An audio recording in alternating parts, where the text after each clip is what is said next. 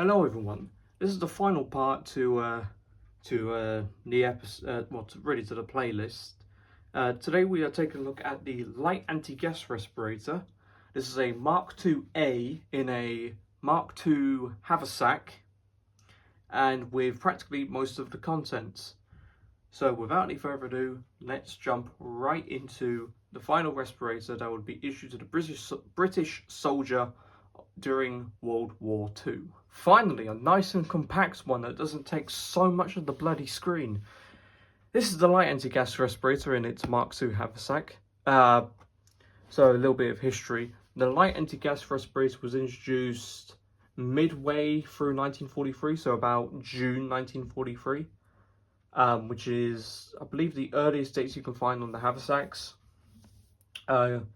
So they went through many different variations of the light anti-gas respirator haversacks.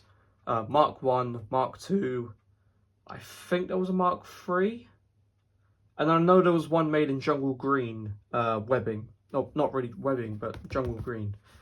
This is the Mark 2, simply because we have a shieldized steel tip. The Mark 1s would just have a, a simple, not even canvas, just a simple webbing strap that would come through. This one has all the contents in, so like what I've done with the previous ones, we're going to empty out all the content from the haversack, and then we're going to take a look right through them all. So as you can see, we now have the light anti-gas respirator haversack, and we'll go through it all. So we have the quick release strap on top. We have a pocket for the ointment anti-gas. We have a little ring which has the strap. The carrying strap is in fact dated. As you can see, it says there's all different parts on there. Light Mark II, H&S. This one, strap is March 1943. Lightweight. The D-rings with the whip cord on.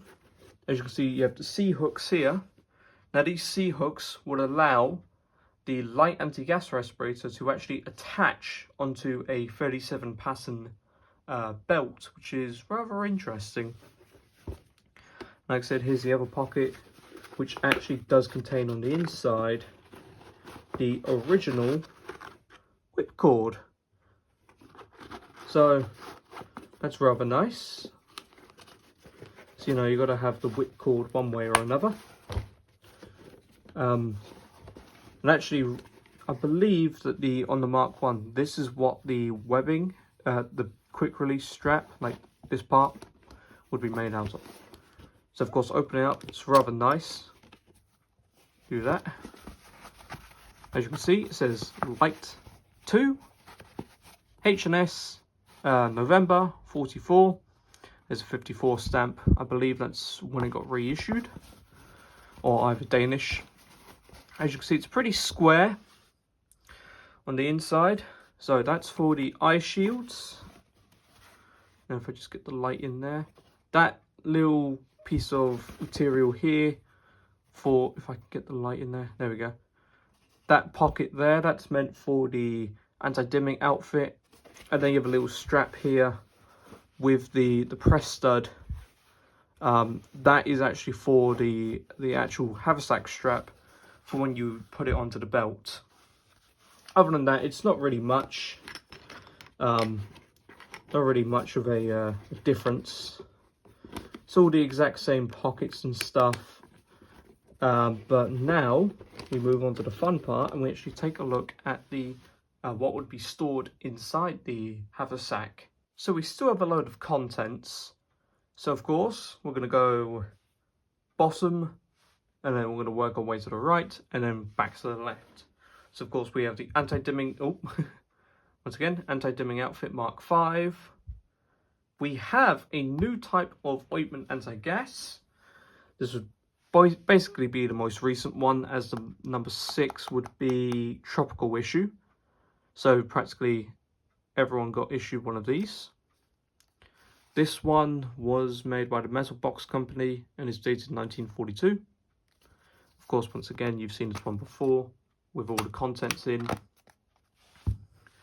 Then we have the actual eye shields that would be with this one. These came with my specialty mic, and then the actual mask itself. So once again, let me clear off all the other contents. Let's talk about the mask. So here we have the light anti-gas respirator, or the Mark II lightweight respirator. So of course, it's basically a much more improved version. The face piece itself remains the exact same, you know, the two forward-facing lenses. And of course, you have a different type. Just note that the tape is actually secured on by a rubber band, simply because the tape has started to unwind. I could probably get some super glue and super glue it down. That way, at least it would stay like that for a good period of time. We'll talk about the filter first, because the filter is quite interesting. So this is a Danish reissue, Danish Crown 54. As you can see, 1955, light Mark II. Of course, this one is quite unique, as this has the thread protector. And I know I did see, oh, there we go, up on, because filters, they actually have when the steel was sourced and when they were filled.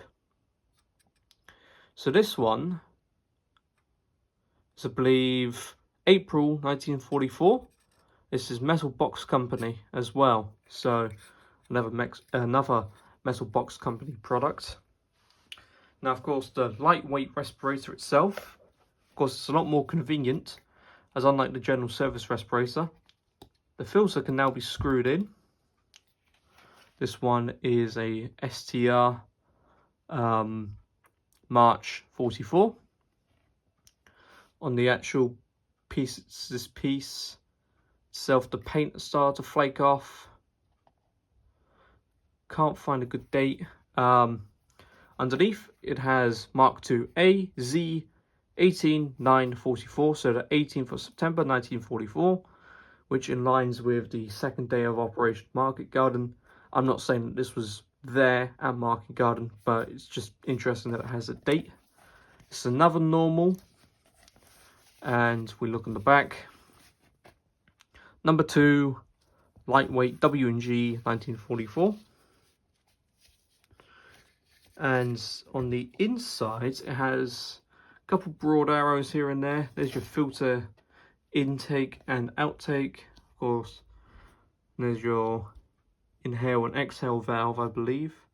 But other than that, basically the lightweight respirator is more or less the exact same face piece as what's seen on the general service respirator. Now, I thought I might as well talk about this because the lightweight respirator it's a little bit of a pain on how to store it, but once you know the technique, it's way better. So typically you find most lightweight respirators with, I believe, the forehead bit crushed in. So really, what you are supposed to do is, or the way to store it is, we're going to take the filter, going to chuck it, well, not literally chuck it, but we're going to whack it on the inside of the mask like that.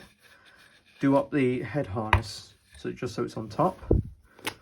Open the haversack. And then what we're going to do is, you take the lightweight respirator, forehead first, and it would go in just like that. And then, of course, close up the lid of the haversack, and just like that, your haversack will be nice and square. Now then, I hope you enjoyed this video on the light anti-gas respirator, Mark II, or really Mark II A. That really does conclude the final respirator that would be used by the British Army during World War II. The lightweight respirator would also see service in the post-war years with UK and the Danish. But of course, the lightweight respirator really served up until we replaced it by the S6, to which I did talk about the S6 in a previous video. So So if you did enjoy this video, like, subscribe, hit the notification bell and leave a comment. And until then, bye for now.